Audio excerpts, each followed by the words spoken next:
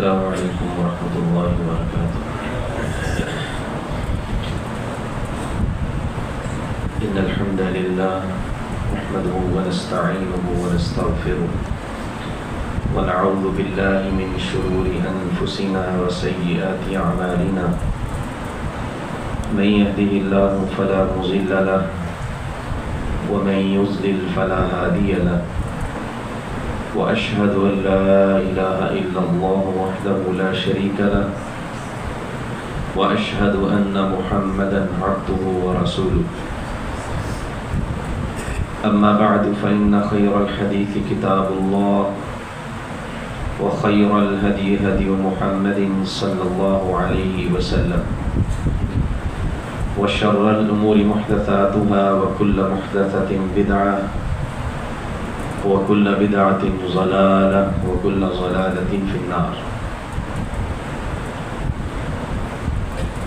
يا أيها الذين آمنوا اتقوا الله حق تقاته ولا تموتن إلا وأنتم مسلمون۔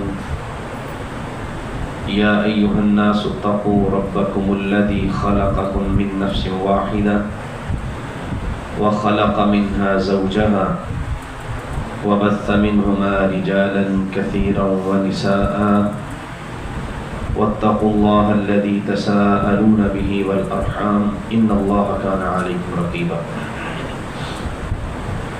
يا أيها الذين آمنوا اتقوا الله وقولوا قولا سديدا يصلح لكم أعمالكم ويغفر لكم ذنوبكم، ومن يطع الله ورسوله فقد فاز فوزا عظيما۔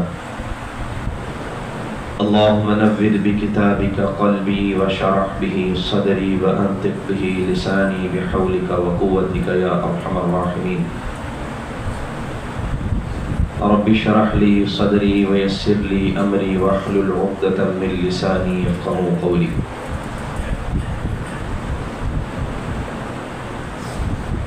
أعوذ بالله من الشيطان الرجيم، بسم الله الرحمن الرحيم۔ والشمس وضحاها والقمر إذا تلاها والنهار إذا جلاها والليل إذا يغشاها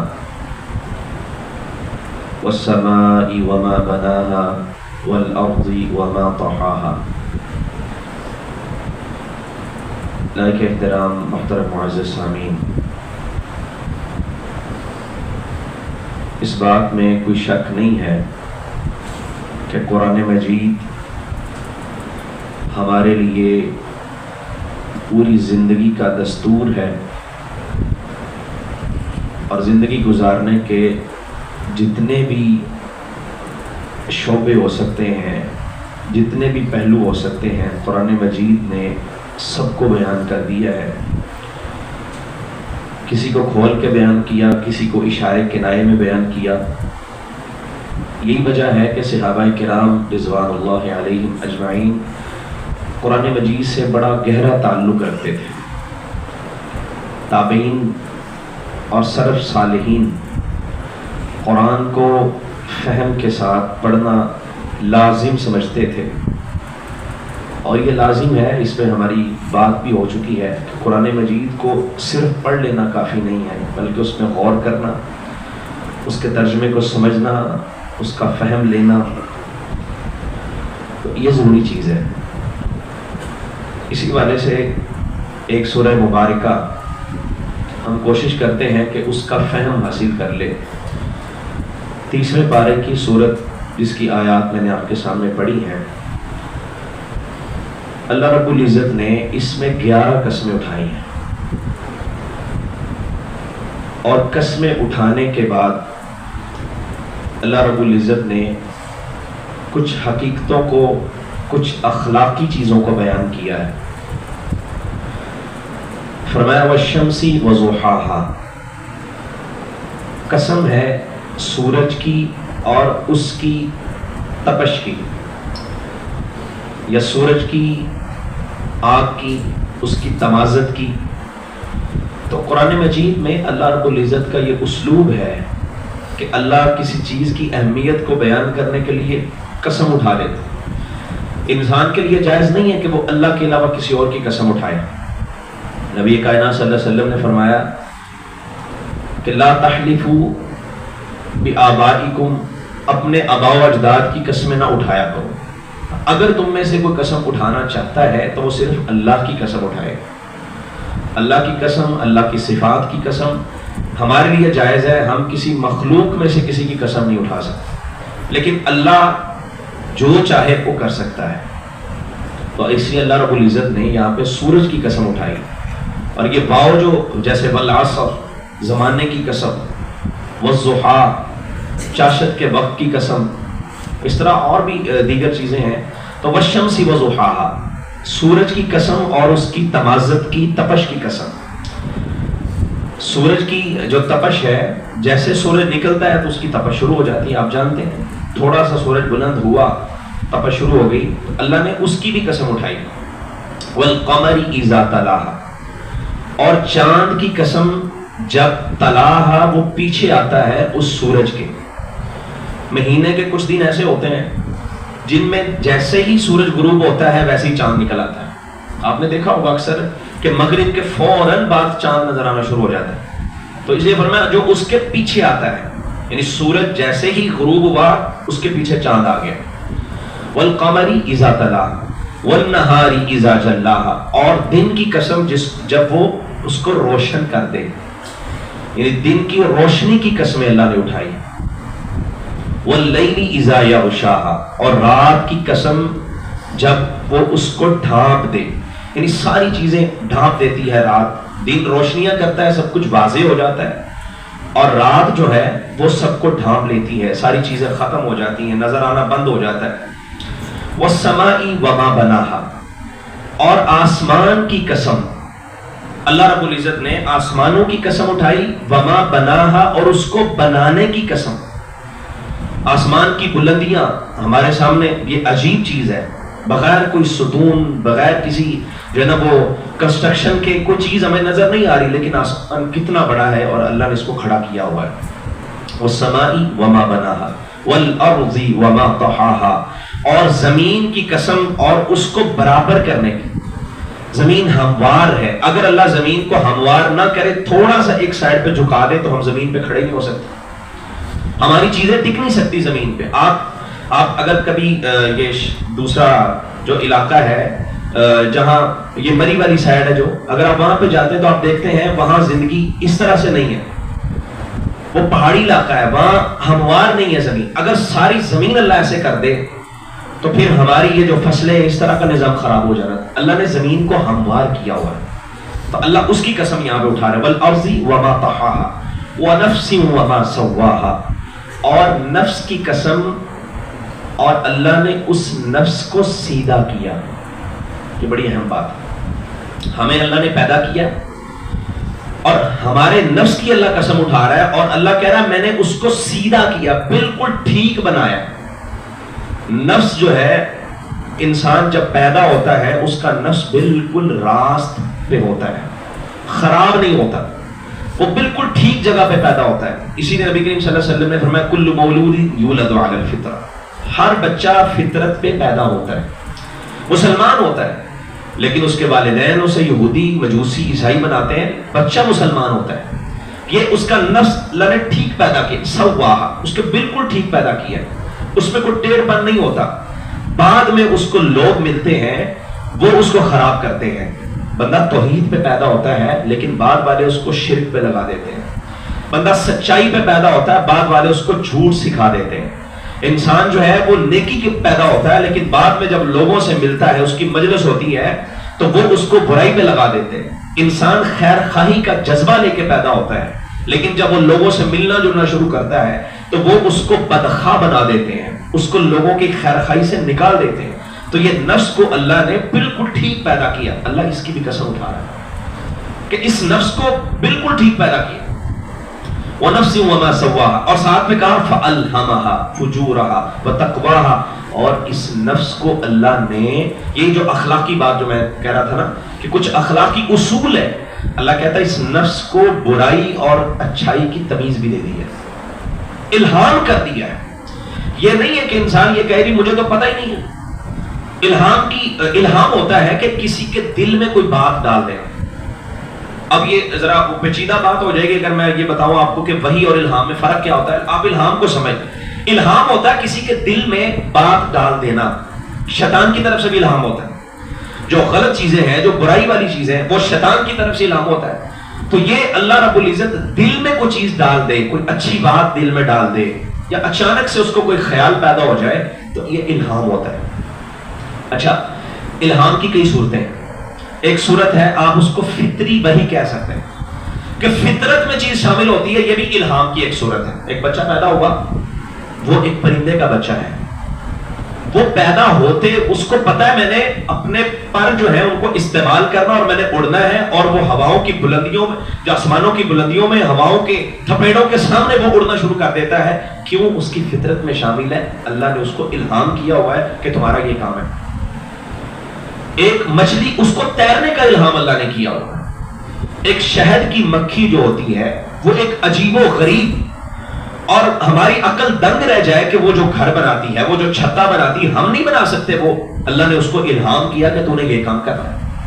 ایک چھوٹا سا بچہ پیدا ہوتا ہے نا, ہمارے پاس کوئی ذریعہ نہیں ہے کہ اس کو سکھائیں کہ تو نے یہ کھانا ہے, یہ پینا ہے. بچے کو کیسے سکھائیں گے آپ؟ لیکن اللہ نے اس کو اس کی فطرت میں, یعنی یہ الہام اس کو کیا, وہ ماں کی چھاتی کی طرف لپکتا ہے.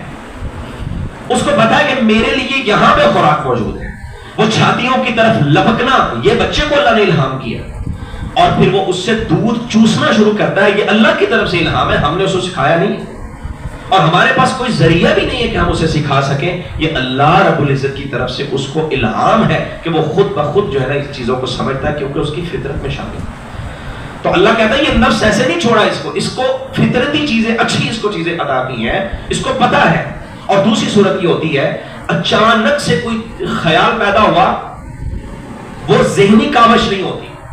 کوئی محنت کے بعد آپ چیز نہیں حاصل کرتے کہ آپ نے کتنا سال لگائے اور ایک محنت کر کے دماغ استعمال کر کے آپ نے ایک چیز تیار کی. نہیں, اچانک وہ خیال پیدا ہوا اور وہ ایک کمال کی چیز تیار ہو گئی. یہ بھی الہام کی صورت ہے. سائنسی ایجادات تقریباً ساری ایسی ہوتی ہیں. اچانک دل میں کوئی خیال پیدا ہوا, یہ الہام ہوتا ہے.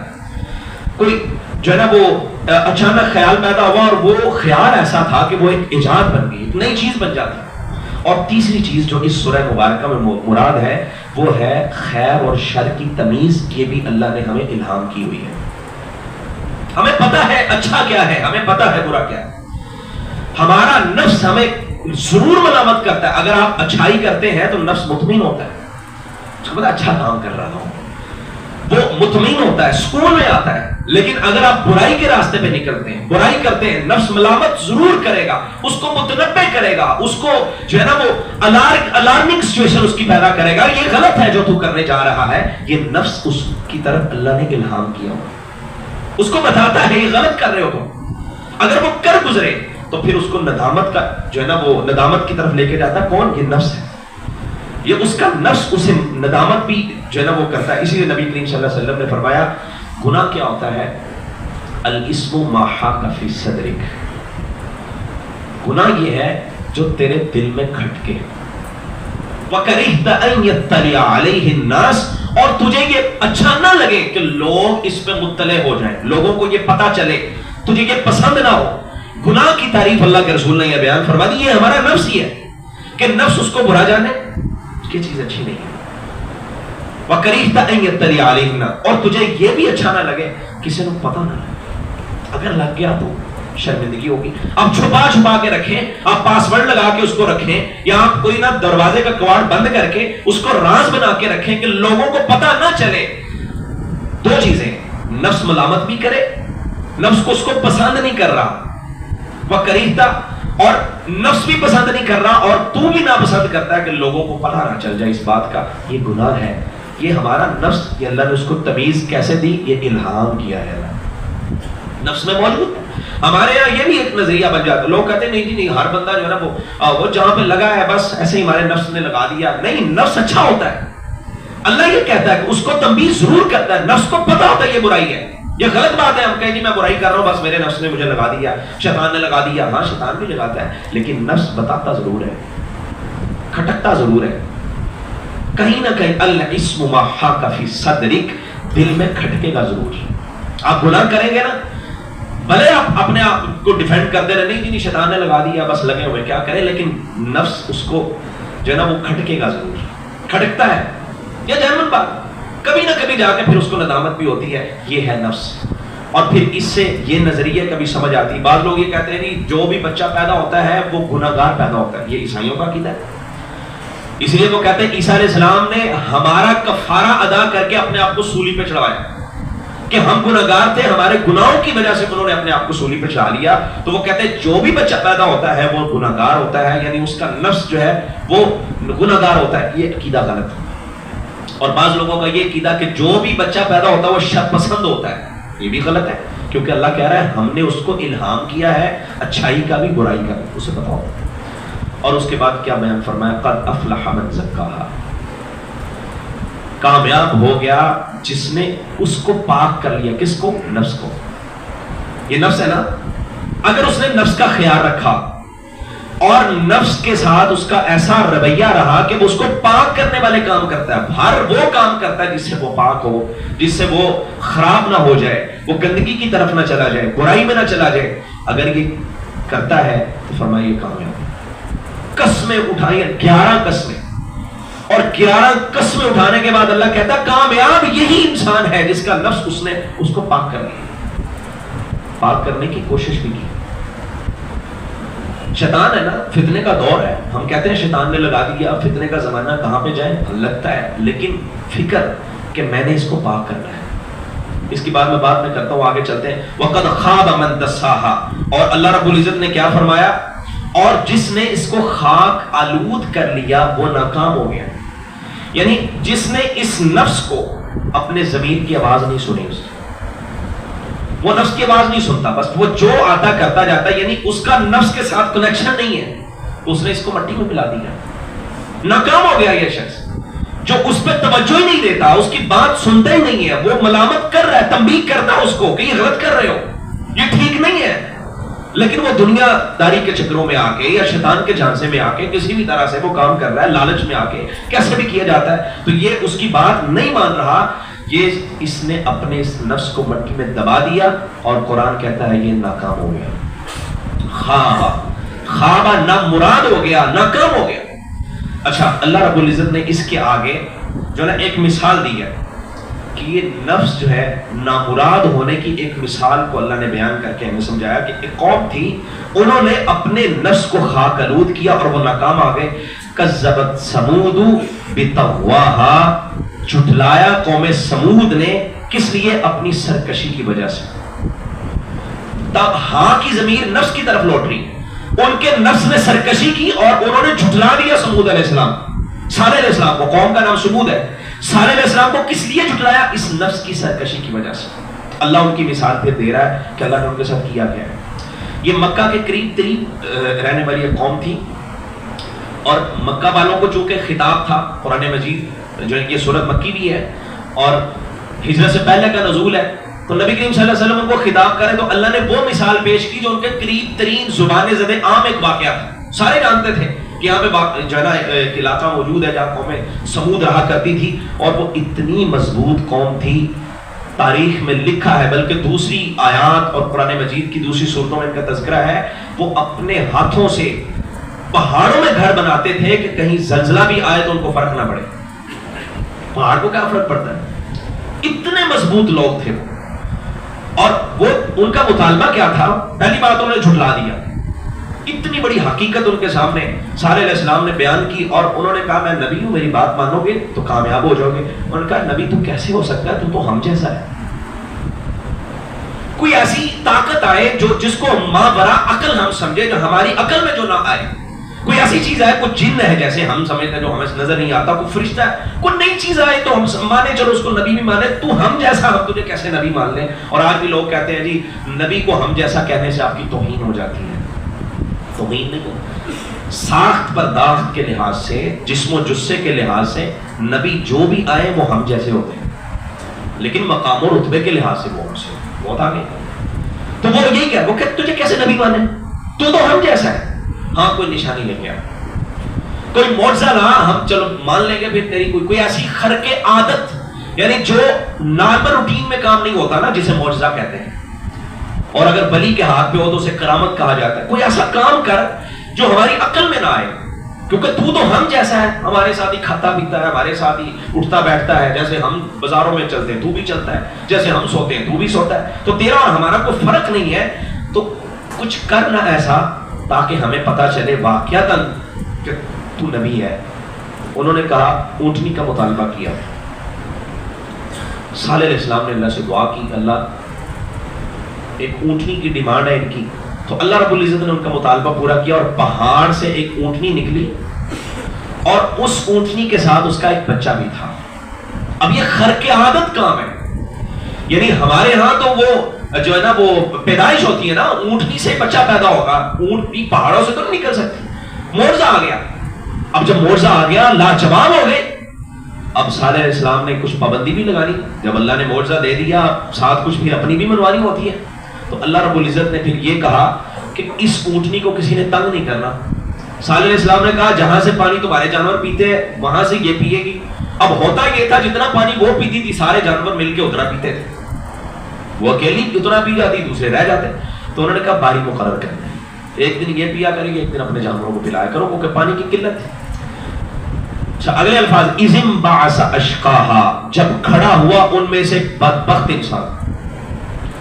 ایک بدبخت انسان ان میں سے کھڑا ہوا جس کا نام قدار بن سلف تھا. اس نے کیا کیا، کیوں کیا؟ اب یہ کہتے ہیں یہ تو عذاب بن گئی ہمارے لیے. مانگ کے معجزہ لیا، اور جب معجزہ اللہ دیتا ہے پھر اللہ رب العزت کا اطاعت کا کوڑا بھی اللہ برسانا چاہے تو برساتا ہے کہ تم نے اپنی ڈیمانڈ اب پوری کی، اب ہماری بھی ماننی پڑے گی. لیکن اللہ رب العزت نے صرف اتنا کہا کہ اس کی باری مقرر ہے. اب ان کو یہ اچھا نہیں لگا. وہ قدار بن سلف کو اس کی بیوی نے بھڑکایا اور ساتھ قوم والے لوگ ملے. انہوں نے کہا کچھ ایسا کرو کہ سوٹی سے جان چھوٹ جائے. قرآن کہتا ہے اس کو تکلیف نہیں دینی، لیکن انہوں نے کیا کیا؟ فَكَذَّبُوهُ، اس کو جھٹلا دیا. ایک تو جھٹلا دیا، انکار کر دیا. اس معجزہ ہے اور معجزے کو جھٹلا دیا. فَقَالَ لَهُمْ رَسُولُ اللَّهِ نَاقَةَ اللَّهِ وَسُقْيَاهَا، یہ رسول نے جو بات ان سے کہی کہ اللہ کی اونٹنی ہے، اس کی پانی کی باری مقرر ہے، اس کی حفاظت کرنی ہے تمہیں. اچھا یہاں پہ ایک اور بات ہے، اللہ نے اس کو اپنی اونٹنی کا، اللہ کی اونٹنی. تو اللہ کی اونٹنی سے مراد یہ نہیں ہے کہ وہ اللہ سے نکلی ہے، وہ اللہ کی اونٹنی سے مراد یہ ہے اس کی شان کی وجہ سے، اس کی جو ہے نا وہ عظمت کی وجہ سے، کیونکہ اللہ نے اس کو بھیجا، وہ معجزے کے طور پہ آئی تھی تو اللہ نے اس کو اپنی اونٹنی قرار دی. جیسے بیت اللہ کہتے ہیں، بیت اللہ اللہ کا گھر، تو وہ اللہ رہتا وہاں پہ، اللہ تو نہیں رہتا وہاں، لیکن اللہ نے اس کو اپنا گھر کہا اس کی عظمت کی وجہ سے. اس کا جو ہے نا وہ مقام ایسا ہے کہ اللہ نے اسے اپنا گھر کرا دے. کہا یہ اللہ کی اونٹنی ہے، اس کو تم نے تکلیف نہیں دینی. فَكَذَّبُوهُ، انہوں نے جھٹلا دیا. فَعَقَرُوهَا، اس کی کوچیں کاٹ دی. وہ قدار بن سلف کھڑا ہوا، اس نے اس کی کوچیں کاٹ دی. اس کا یہ ہے نفس. اللہ نے مثال دی کہ جب نفس بدبخت ہوتا ہے تو وہ اتنا گر جاتا ہے، اتنا گر جاتا ہے کہ وہ ایک معجزہ جو اللہ کی طرف سے آیا تھا اور اس کے بارے باقاعدہ تعلیم دی تھی. فَقَالَ لَهُمْ رَسُولُ اللَّهِ نَاقَةَ اللَّهِ وَسُقْيَاهَا، اس کی حفاظت کرنا، اس کی پانی کی باری جو ہے اس کی بھی حفاظت کرنا، اس کو تکلیف نہ پہنچانا. انہوں نے جھٹلا بھی دیا اور اس کی پونچھیں بھی کاٹ دی. فَدَمْدَمَ عَلَيْهِمْ رَبُّهُمْ بِذَنبِهِمْ فَسَوَّاهَا، اللہ نے پھر ان پہ عذاب بھیجا اور اللہ نے ان کو نیست و نابود کر دیا. ایک چیخ آئی اور اس چیخ کی وجہ سے سارے برباد اور ہلاک ہو گئے. وہ زمین پہ ایسے پڑے تھے جیسے یہاں کبھی وہ بسے ہی نہیں. یہ نفس جب انسان کا خراب ہوتا تو یہ حالت ہوتی. وَلَا يَخَافُ عُقْبَاهَا، اللہ کہتا ہے اللہ کو کوئی ڈر نہیں ہے اس کے انجام کا. دنیا میں کوئی بادشاہ کسی کو کوئی سزا دے نا، وہ فکر کرتا ہے لوگ احتجاج کو نکلنا آئے، کسی بڑے بندے کو سزا دے دی یا کسی علاقے میں اس نے کوئی کام ایسا کیا ہے تو وہ اس کو ڈر رہتا ہے لوگ احتجاج کریں گے، لوگ نکل آئیں گے، لوگ میرے اوپر جو ہے نا وہ چڑھائی نہ کر دیں. مطلب تحفظات ہوتے ہیں، بڑے بڑے تحفظات. لیکن اللہ کہتا ہے رب کو کسی قسم کی کوئی پرواہ نہیں ہے انجام کی. کوئی بھی انجام ہو جائے اللہ کو کون پوچھنے والا. تو اللہ نے یہ نفس کی مثال دی. اب یہاں پہ ہم پیچھے جا کے، یہ صورت پوری ہو گئی ہے، اب پیچھے جا کے اس بات کو کرتے ہیں کہ ہمیں نفس کی فکر ہونی چاہیے. فکر ہو کہ میں نے اس کو پاک کرنا ہے، کیونکہ یہ نفس، یہ ہمارا دل ہے نا، سارا دار و مدار اسی پہ کھڑا ہوا ہے. اس پہ بات آپ سن چکے ہیں. نبی کریم صلی اللہ علیہ وسلم نے فرمایا الا وان فی الجسد مضغہ فان صلحت صلح الجسد کلہ وان فسدت فسد الجسد کلہ. فرمایا ایک گوشت کا لوتھڑا ایسا ہے اگر وہ ٹھیک ہو جائے تو پورا جسم ٹھیک ہو جاتا ہے, اگر وہ خراب ہو جائے تو پورا جسم خراب ہو جاتا, برباد ہو جاتا.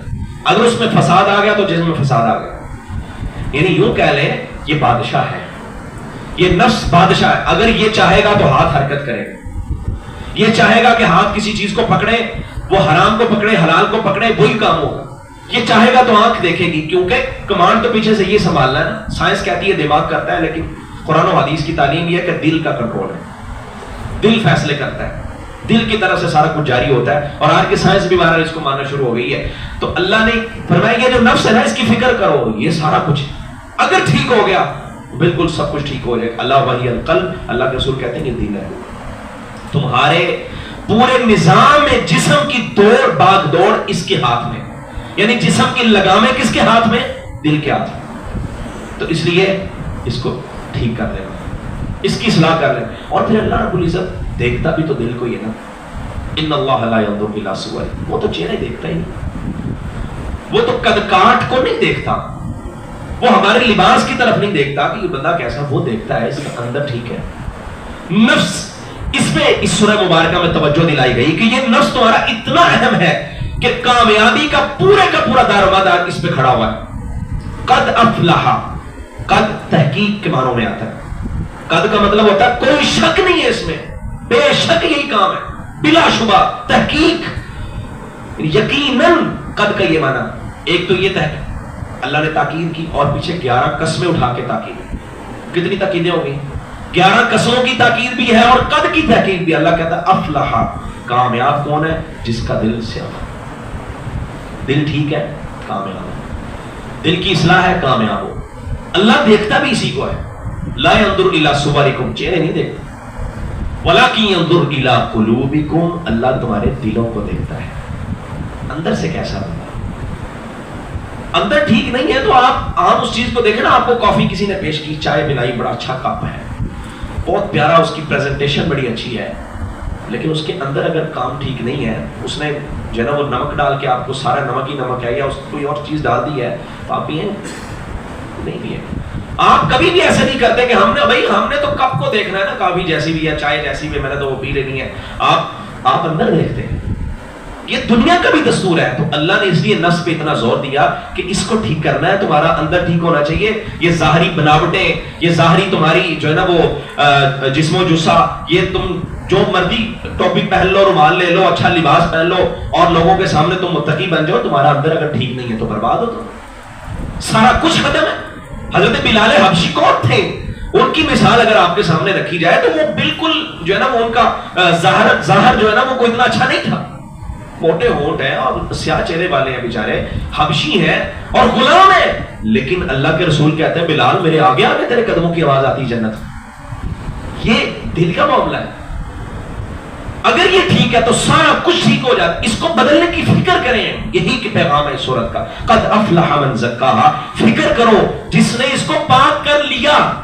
یعنی ایک ہے اللہ نے پیدا کیا فطرت میں, فتنہ کا دور ہے, شیطان کے جھانسے ہیں, پتہ نہیں کیا کچھ ہے, انسان کہاں کہاں نکلتا ہے, اسے دنیا دیکھنی پڑتی ہے, باہر نکلنا پڑتا ہے, تو یہ نفس خرابی کی طرف جاتا ہے.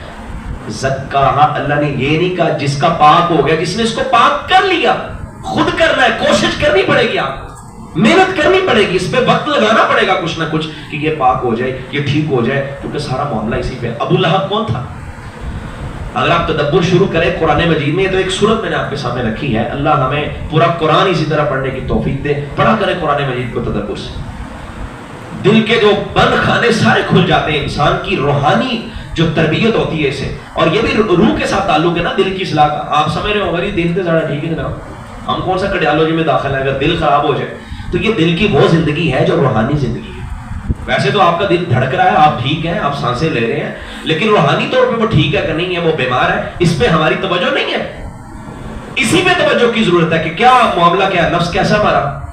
تو فرمایا قد افلح من زکا. اگر آپ توجہ کرتے ہو تو آپ ابو لہب کا واقعہ بھی پڑھتے ہو گے. تبت یدا ابی لہب وتب, ہاتھ ٹوٹ جائے ابو لہب کے اور وہ برباد ہو گیا. اور اس کے ہاتھ ٹوٹ گئے. کیوں؟ وہ تو بڑا سونا تھا. ابو لہب تھا شولے والا تھا. اب شولے والے کا مطلب یہ اس کا چہرہ ایسے چمکتا تھا, بڑی چکا چوند تھی, بڑا خوبصورت تھا, چٹا گورا تھا, کمال کا انسان تھا, وہ ظاہر سے بہت اچھا تھا, لیکن دل ٹھیک نہیں تھا. اگر اللہ جو ہے نا وہ معیار یہ بناتا کہ بندہ جو سونا جو ہے نا وہ اچھا گورا انسان ہے ٹھیک ہے, تو پھر اللہ نے ابو لہب کو کبھی ایسے نہیں کہنا تھا. اللہ نے تو دل دیکھنا, اس کا دل خراب تھا, تو اللہ نے کہا یہ برباد ہو گیا, اور قیامت تک کے لیے اس پہ پھٹکار جب تک یہ قرآن پڑھا جاتا رہے گا اس پہ پڑھتی رہے گی. لیکن اس کے مقابلے میں اگر کسی اور سردار تھا اور قریش میں اس کا ایک اثر و رسوخ تھا, بہت بڑی شخصیت, اس کی بات مانی جاتی تھی, اور جو ہے نا وہ ظاہر کے لحاظ سے خوبصورت بھی بڑا تھا, یعنی ہر چیز اس کو عطا کی ہوئی تھی, لیکن پھر بھی اس پہ پھٹکار ہے, اور ایک غلام ہے جس کا ظاہر بھی اچھا نہیں ہے, لیکن اللہ کہتا ہے اس جیسا وہ نہیں ہو سکتا. توجہ کرنی ہے ہم نے, کیونکہ رب کی نظر بھی اس پہ ہے, اور نبی صلی اللہ علیہ وسلم نے یہ بھی کہہ دیا سارے کا سارا دار و مدار اسی پہ ہے. آپ کسی انسان سے بات کرتے ہیں, بڑا سونا انسان ہے, لیکن وہ بدتمیزی کرے, وہ گالیاں نکالے, ہم اس سے بات نہیں کرتے, اس سے منہ نہیں لگا رہا ہے, یہ بندہ ٹھیک نہیں ہے. جب بات کرتے ہیں یہ آگے سے جو ہے نا وہ غلط بیان کرتا ہے یا غلط زبان استعمال کرتا ہے, ہم اس سے کیوں بات نہیں کرتے, ہم اس کا ظاہر نہیں دیکھتے. یار بڑا سونا لباس پہن کے بیٹھا ہوا ہے, بڑی اچھی جگہ پہ بیٹھا ہو, نہیں دیکھتے ہیں یہ اندر سے ٹھیک نہیں ہے. تو اندر کی بڑی اہمیت ہوتی ہے, ہماری زندگی میں بھی اہمیت ہوتی ہے, تو اس لیے اس کی اصلاح کی فکر کریں, اور فکر کرنی ہے تو کیسے کرنی ہے, ہو نا کیوں؟ کیونکہ اس کے ساتھ سارا دار و مدار ہے. کیسے ہوگی, کیسے, اس پہ بھی توجہ ہونی چاہیے. کیسے ہوگی؟ نبی کریم صلی اللہ علیہ وسلم نے بہت سی چیزیں بیان کی ہیں, قرآن مجید نے بڑی چیزیں بیان کی ہیں. اس کی اصلاح کی فکر میں سب سے پہلی بات تو یہ ہے کہ قرآن مجید سے تعلق بنا لیا جائے. نبی کریم صلی اللہ علیہ وسلم سے کسی نے سوال کیا تھا, دل کا بتائیں یہ نفس کو کیسے صحیح کرنا ہے, اس کو پاک کیسے کرنا ہے, تزکیہ اس کا کیسے کیا جائے. آپ نے فرمایا کثرت تلاوت القرآن, زیادہ سے زیادہ قرآن پڑھا کرو, اور تلاوت قرآن کے اندر اس کا تدبر بھی شامل ہے. آپ کوئی کتاب پڑھیں اور کہ میں نے کتاب پڑھ لی ہے, اس کتاب کے بارے علم نہ ہو تو وہ کتاب پڑھی نہیں ہوتی. اگر آپ قرآن پڑھیں اور آپ کو سمجھ بھی آ رہا ہو تو اس کا مطلب آپ نے وہ پڑھ لیا ہے. تو حضور کہہ رہے ہیں کثرت کر دو, تزکیہ ہو جائے گا, دل کی اصلاح ہو جائے گی, اور جب اس کی اصلاح ہو گئی تو سارے کام ہی ٹھیک ہو جائیں. اور آپ کہتے ہیں کثرت ذکر الموت, موت کو یاد کیا گیا, جو ہم نہیں یاد کرتے, کرنے کو اچھا بھی نہیں سمجھتے, منہ پہ ہاتھ رکھ دیتے ہیں کہ منحوس گلا نہیں کر دی, اس طرح کی باتیں نہیں کرتے. موت کا نام آ جائے تو ہم اس کو فوراً جو ہے نا بات بدل دیتے ہیں. نبی کریم صلی اللہ علیہ وسلم کہہ رہے یاد کیا کرو, کبھی کبھی قبرستان بھی جایا کرو. فزوروہا, پہلے میں نے تمہیں قد نہیتکم عن زیارت القبور, پہلے میں نے منع کیا تھا نہیں جانا, وہاں جا کے الٹے سیدھے کام کرتے تھے, لیکن اللہ کے رسول نے بعد میں اجازت دے دی. عورتوں کو بھی اجازت دے دی, عورتیں بھی قبرستان جا سکتی ہیں, مرد بھی جا سکتے ہیں, جایا کرو. کبھی دیکھا کرو کہ یہ وہ لوگ ہیں جو ہمارے ساتھ ہی رہا کرتے تھے, ٹھاٹ باٹ بھی تھے, لیکن آ گئے یہاں پہ, ہم نے بھی آنا. جب یہ یاد ہوگا تو کیا تزکیہ نہیں ہوگا, اس کا تعلق ہے دل کے ساتھ. جب آپ یاد کریں گے, اپنی آخرت کو یاد کریں گے, اپنی ان منزلوں کو یاد کریں گے, بھول جاتے ہیں ہم, ضرور جایا کریں. آپ لاسٹ ٹائم کب کہتے گئے تھے قبرستان؟ ہم نے نا رسمی چیزیں بنا لی ہوئی ہیں. کچھ لوگ جمعے کے بعد جاتے ہیں, کچھ محرم میں جاتے ہیں, کچھ عیدوں پہ جاتے ہیں, جبکہ اس کا کوئی دین سے تعلق نہیں ہے. نہ محرم میں قبرستان جانے کا دین سے تعلق ہے, نہ عیدوں پہ جانے کا تعلق ہے, نہ جمعے کے بعد جانے کا تعلق ہے. وہ تو اللہ کے رسول نے کہا زیارت کیا کرو, کبھی بھی چلے جایا کرو, کبھی بھی جاؤ اور آخرت کو یاد کرو, موت کو یاد کرو, لوگوں کو دیکھو یہ کیسے شہر خاموشہ ہے. ہو سکتا ممکن ہے کہ ہمارا کفن بھی مارکیٹ میں ہو, آ گیا ہو, گارنٹی نہیں ہے. یہ جو ہم اعلانات سنتے ہیں, یہ جو ہم میسیجز پڑھتے ہیں, فلاں فوت ہو گیا, اس کے اتنے بجے جنازہ ہے فلاں, یہ اعلان پتہ نہیں میرے نام کا کب ہو جائے گا, خبر ہے.